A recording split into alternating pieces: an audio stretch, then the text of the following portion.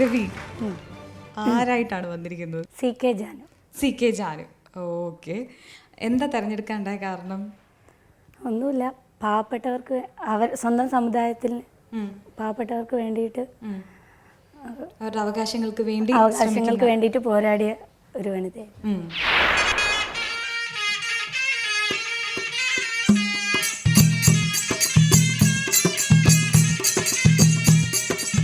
നമ്മളെ ചെറുപ്പത്തിൽ തീപ്പെട്ടിക്കൂടി കിട്ടുമ്പോൾ അതിലെള്ളും പൂവിലെ തുമ്പീനെ പിടിച്ചിട്ടിട്ട് ചെവീൻ്റെ അടുത്ത് ഇങ്ങനെ വെക്കും.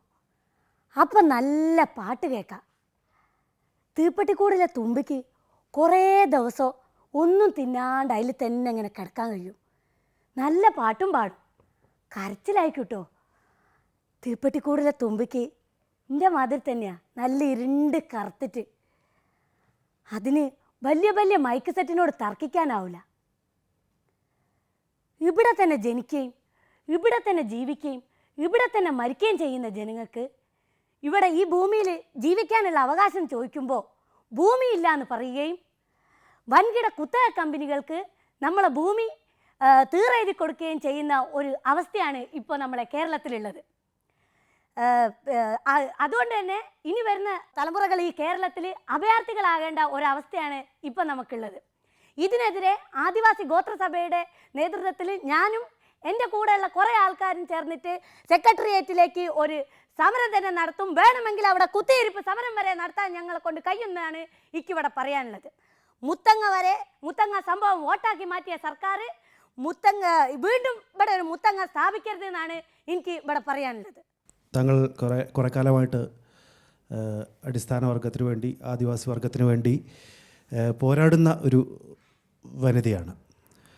ഇപ്പോൾ ഒരു 1-2 കൊല്ലത്തിനിടയിൽ ഒരു ലോക്സഭാ തെരഞ്ഞെടുപ്പ് വരാൻ പോകുന്നുണ്ട്. അതിൽ ഇപ്പം താങ്കൾ എല്ലാ രാഷ്ട്രീയ പാർട്ടികളെയും എതിർക്കുന്ന ഒരാളായിട്ടൊക്കെയാണ് പലപ്പോഴും തോന്നിയിട്ടുള്ളത്. ചിലപ്പോൾ ചില ചായ്വുകൾ കാണിച്ചിട്ടുണ്ടെങ്കിലും അതിൽ താങ്കൾക്ക് ഇടതു മുന്നണിയോ വലതു മുന്നണിയോ ഏതെങ്കിലും മുന്നണികൾ വന്നിട്ട് താങ്കളോടൊരു സ്ഥാനാർത്ഥിയാവാൻ പറഞ്ഞാൽ താങ്കൾ അത് സ്വീകരിക്കുമോ? സ്വീകരിക്കുമെങ്കിൽ എന്തുകൊണ്ട്? സ്വീകരിക്കില്ലെങ്കിൽ എന്തുകൊണ്ട്? വരാൻ പോകുന്ന കാര്യമാണ്, അതിപ്പോൾ നിങ്ങളോട് പറയേണ്ട ആവശ്യമില്ല. കാരണം നിങ്ങളോട് അത് പറഞ്ഞാൽ നിങ്ങളത് മറ്റുള്ളവരോട് പോയി പറയും, അത് വേറെ ആൾക്കാരോട് പോയി പറയും. അപ്പം ഞങ്ങളെ ഇതിലുള്ള സാധനങ്ങളൊക്കെ വിട്ടുപോകും. ഞങ്ങൾ അല്ലെങ്കിൽ തന്നെ നിങ്ങൾ അടിച്ചമർത്തിക്കൊണ്ടിരിക്കുകയാണ്. ഇനി ഞങ്ങൾ അതിന് സമ്മതിക്കൂല. വേണമെങ്കിൽ നിങ്ങളെ വീട്ടിൽ കുത്തിരി തന്നെ ഞങ്ങൾ അതിന് വേണ്ടി സമരം ചെയ്യും. വളരെ അല്ല, മുന്നണി രാഷ്ട്രീയത്തോടുള്ള താങ്കളുടെ സമീപനം എന്താണെന്ന് അറിയാനാണ് ഞാൻ ചോദിച്ചത്. അങ്ങനെ പ്രത്യേകിച്ച് സമീപനമൊന്നുമില്ല. നിങ്ങളെ ആൾക്കാർക്ക് വേണ്ടിയിട്ടുള്ള ഞങ്ങളെ ആൾക്കാർക്ക് ഞങ്ങളെ സമുദായത്തിന് വേണ്ടിയിട്ട് മാത്രം ഇതാക്കുക. നിങ്ങളൊക്കെ വെറും ചതിയന്മാരാണ്. ഞങ്ങൾക്ക് നേരത്തെ തന്നെ മനസ്സിലായതാണ്. വീണ്ടും മുത്തങ്ങയിൽ കുറേ ആൾക്കാരങ്ങൾ വെടിവെച്ചിട്ടുണ്ട്. അതുകൊണ്ട് തന്നെ ഞങ്ങൾ നിങ്ങളെ ഒന്നും വിശ്വസിക്കാൻ ഒരിക്കലും തയ്യാറല്ല. IM വിജയനെ നായകനായിട്ട് നമ്മുടെ കോട്ടയത്തെ ഡയറക്ടറില്ലേ ജയരാജ് ഒരു പടം ചെയ്തിരുന്നു. ഞാൻ കേട്ടത് പുള്ളി ഉടനെ തന്നെ അടുത്ത് ചെയ്യുന്ന പടത്തിൽ ജാനുവിനെ നായികയായിട്ടാണ് പടം എടുക്കുന്നത്. അത് സത്യമാണോ? ആണെങ്കിൽ എന്താണ് കഥ? മൂപ്പര് IM വിജയൻ്റെ അടുത്ത് പോയിട്ട് മണി അടിച്ചോണം, എൻ്റെ അടുത്ത് വന്ന് മണി അടിക്കാതെ വന്നാൽ നടക്കൂല. അത്രയൊക്കെ പറയാനുണ്ട്. സ്വന്തം ആൾക്കാർക്ക് വേണ്ടിയിട്ട് ഇത്രയും കഷ്ടപ്പെട്ട് അവർക്ക് വേണ്ടിയിട്ട് ഇത്രയൊക്കെ ചെയ്യുന്നതിൽ എനിക്ക് വളരെയധികം സന്തോഷമുണ്ട്. എന്തായാലും സിനിമയിലൊന്നും വരില്ല എന്ന് തീർത്ത് പറഞ്ഞതിൽ അതിലും ഒരു കാര്യമുണ്ടെന്ന് തോന്നുന്നുണ്ട്. അതിലൊന്നും മെനക്കെടാതെ സ്വന്തം ആൾക്കാർക്ക് വേണ്ടി തന്നെ ഇനിയും പ്രയത്നിക്കും എന്നുള്ളതാണ്. അങ്ങനെ തന്നെയാണ്. അപ്പോൾ രാഷ്ട്രീയത്തിലേക്കൊന്നും വരില്ല. രാഷ്ട്രീയത്തിൽ ഞാൻ പറഞ്ഞില്ല, ഞങ്ങളെ ആൾക്കാർക്ക് വേണ്ടിയിട്ട് മാത്രം. ഞാൻ ചോദിക്കാൻ കാരണം പൂലൻ ദേവി വരെയും രാഷ്ട്രീയത്തിലൊക്കെ വന്നിട്ടുണ്ട്.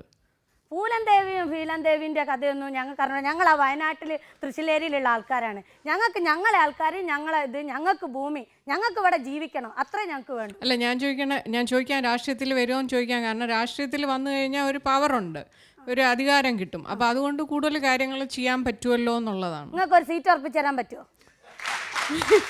നിങ്ങൾക്ക് ഒരു സീറ്റ് തരാൻ പറ്റുമോ? പറ്റുമെങ്കിൽ നിങ്ങൾ അതിനെപ്പറ്റി പറഞ്ഞോളൂ. അതല്ലെങ്കിൽ ഞങ്ങളെ സമുദായത്തിനെ പറ്റിയേക്ക് പറയാനുള്ളൂ, വേറെ ഒന്നും നിങ്ങളോട് ചോദിക്കണ്ട. ശരി, ഞാൻ നോക്കട്ടെ.